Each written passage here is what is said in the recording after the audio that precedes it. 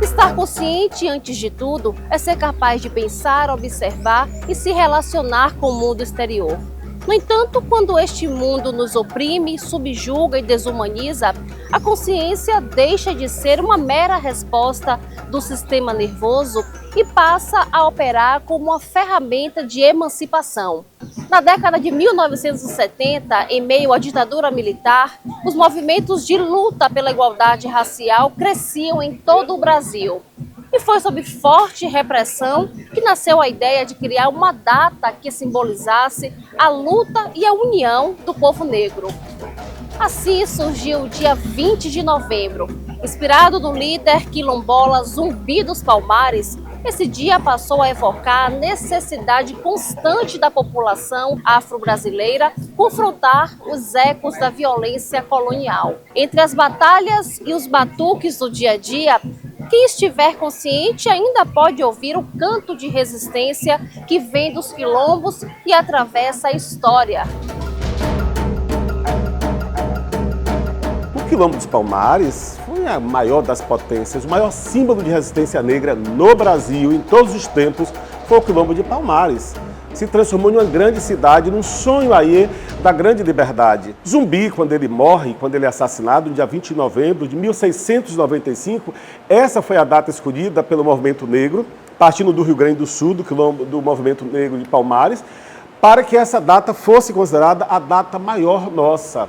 É uma data que rememora o protagonismo negro de Zumbi, de todo o Quilombo e de toda a negritude brasileira. Se Palmares não vive mais, faremos Palmares de novo e faremos Palmares no museu, faremos Palmares na rua, faremos Palmares onde for necessário para que finalmente a gente consiga ter a igualdade de oportunidades. Se a gente rompeu, né, em alguma medida, com a colonização, a gente permanece numa lógica da colonialidade.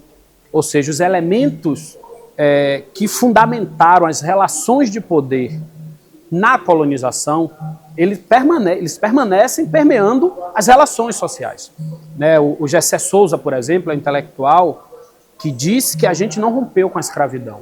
E, de fato, a consciência, a concepção, os valores que fundamentaram e que, em alguma medida, naturalizaram a escravidão, eles seguem permeando as relações sociais hoje. Pensar numa perspectiva de uma sociedade sem racismo, numa sociedade igualitária, é pensar em romper ainda os resquícios da colonização, pensar em romper com a colonialidade. Então, nesse sentido, a gente precisa compreender que o patriarcado, que o machismo, que o racismo, eles são elementos dessa colonialidade que seguem estabelecendo as relações sociais. A consciência antirracista é fruto de uma educação antirracista. Ao longo de séculos, e foram 320 anos de colonização portuguesa oficializada, quase 400 anos de escravidão. Então a sociedade brasileira ela é modelada na estrutura racista. E para a desconstrução disso é fundamental uma estratégia de Estado. O racismo é uma instituição de Estado. O colonialismo foi uma instituição de Estado.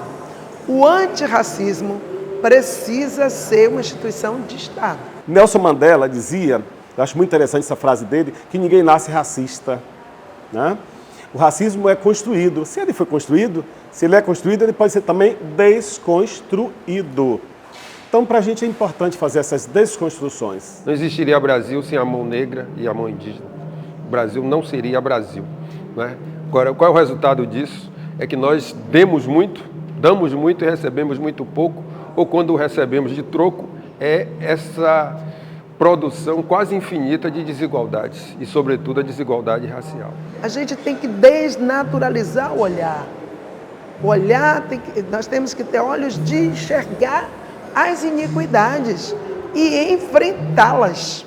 As relações de poder no Brasil e a estratégia de dominação racial no Brasil, né, a estratégia de subalternização dos povos negros e indígenas, eles passam, sobretudo, pela negação da nossa consciência, ou seja, a desconstrução da nossa identidade enquanto povo. A cada novembro, a gente tem que lidar com os discursos politicamente corretos e discursos bondosos de que não, a consciência é humana, somos toda uma raça humana, permeado aí de uma certa boa vontade, mas que, na verdade, é um discurso que esvazia um debate fundamental para nós.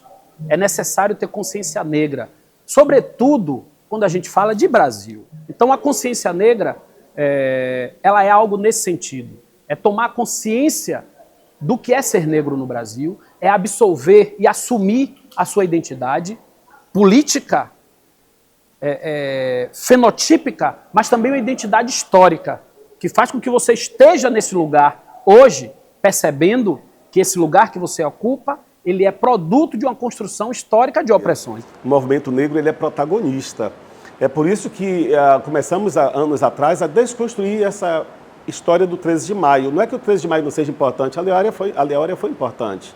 Mas mais importante foi a luta do povo negro, do movimento negro lá atrás. Luiz Gama, no século XIX, já fazia consciência negra. Na contemporaneidade, é o movimento negro que teve essa capacidade de incluir os nossos heróis, a história que não foi contada, que agora faz parte do calendário escolar, em alguns lugares é feriado, né, como uma reparação, que ainda é pouca, diante do que nós merecemos e diante de tudo que nós construímos nesse país.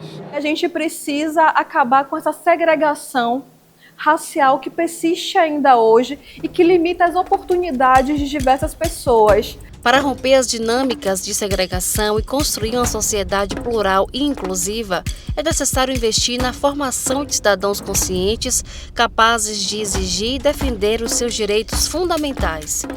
Norteado por esses princípios, no bairro do Cabula, aqui em Salvador, há uma dinâmica comunitária de afirmação africano-brasileira que tem por objetivo o fortalecimento da dignidade humana e a valorização das identidades locais.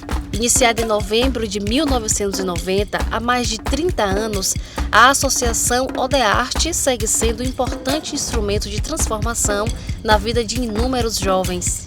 Guarda, preparar! Daquele dia em diante, Candace Luena tornou-se ainda mais respeitada pelo seu público. Sua bravura foi celebrada por 7 dias e 7 noites. O Egibé e toda a comunidade foi colocada para festejar e reverenciar aquela que afastou o mal. Daqueles que amam a rainha, tornou-se o eterno fé, que significa a mais amada. Luena deixou uma mensagem para seu povo, para que nunca se esquecesse. A arte, ela é extremamente importante para a mudança de nós mesmos, né?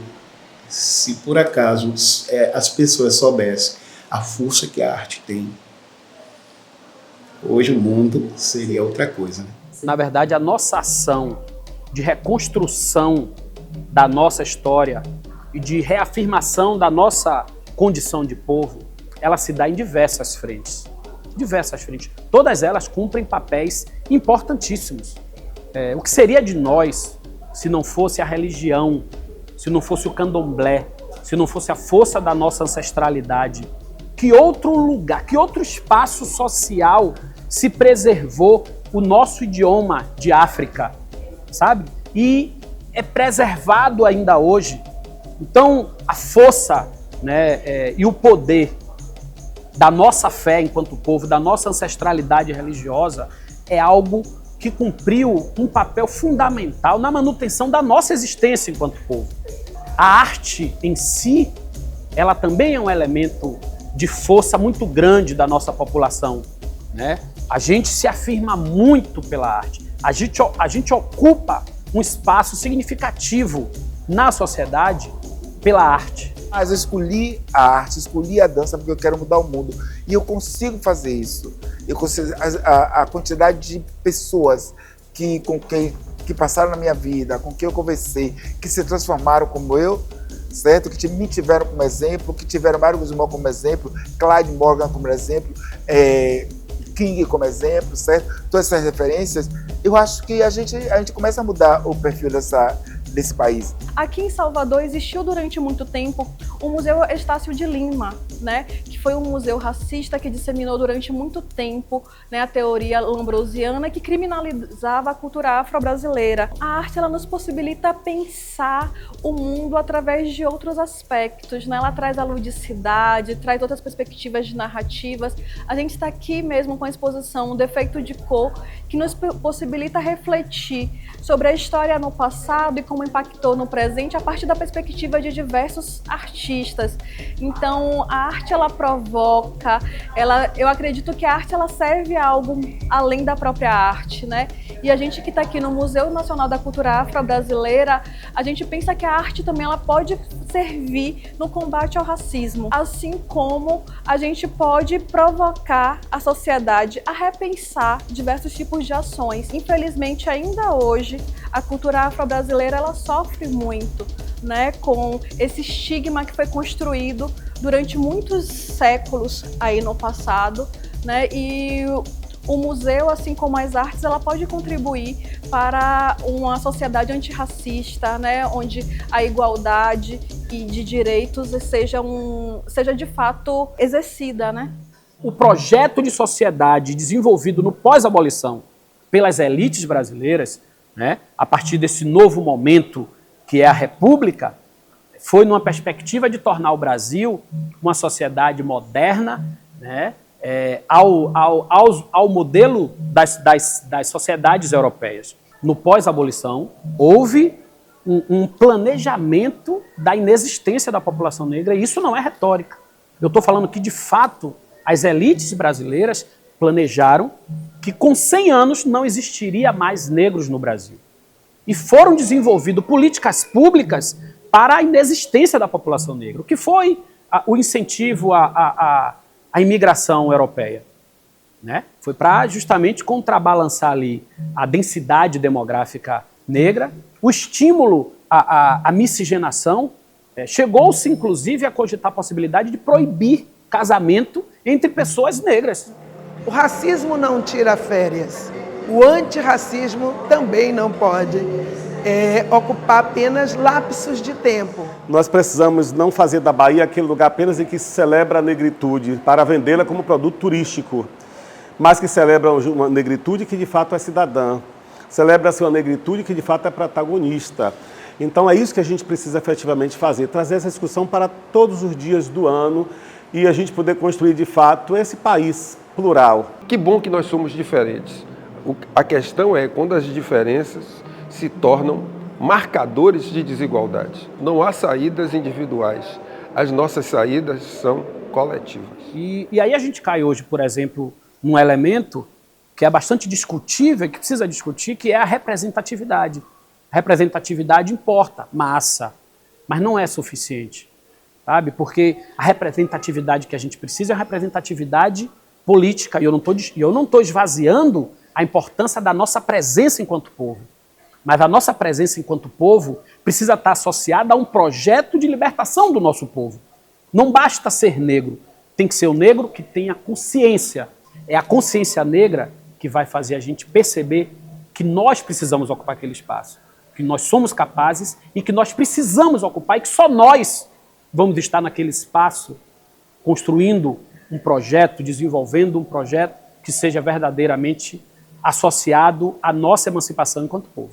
Não dá para ficar discutindo empoderamento sem que a população negra tenha os instrumentos do empoderar. E nós não queremos ser só o objeto da política.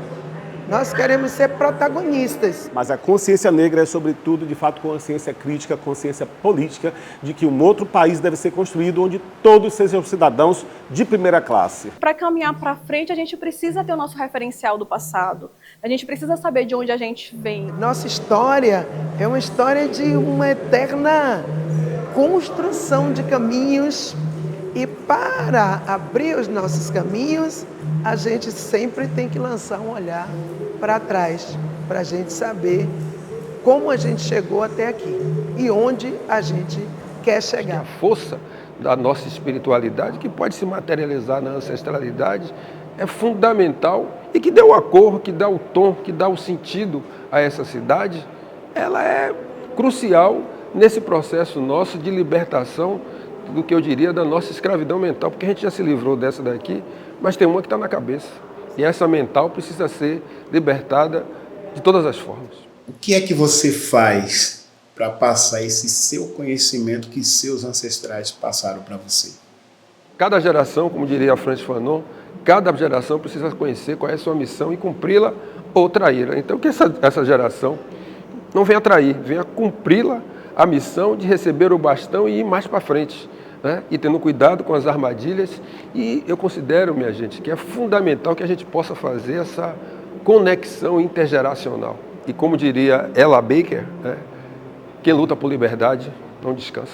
Consciência negra é tomar em si a compreensão de que não é o indivíduo solto, de que o seu sucesso, né, a sua vitória pessoal, ela precisa estar conectada com uma vitória coletiva, né, que o seu sucesso pessoal mesmo, do ponto de vista da sua trajetória na sociedade, precisa estar associado a uma relação com outros de nós, né, é ter a dimensão de que nós somos produtos dessa caminhada histórica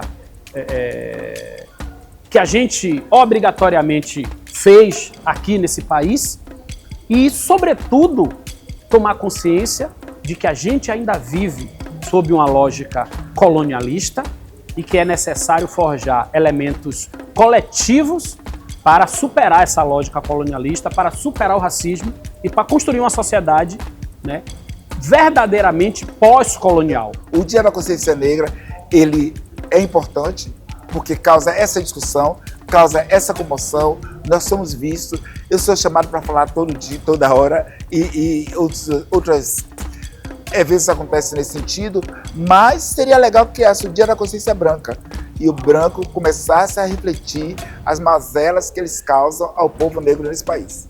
E a consciência negra para nós que esteja presente na vida de toda a população brasileira, não só de Salvador, mas do Brasil, que as pessoas possam ser recíprocas a ajudar o próximo, né? A celebrar também a vida, né? A escolher boas atitudes, né? Para que a gente possa ter um mundo e uma vida melhor, né? Para todos nós. Para mim é o negro ser livre, ter paz de espírito, passear tranquilo, ter muita prosperidade, passar coisas boas para o povo.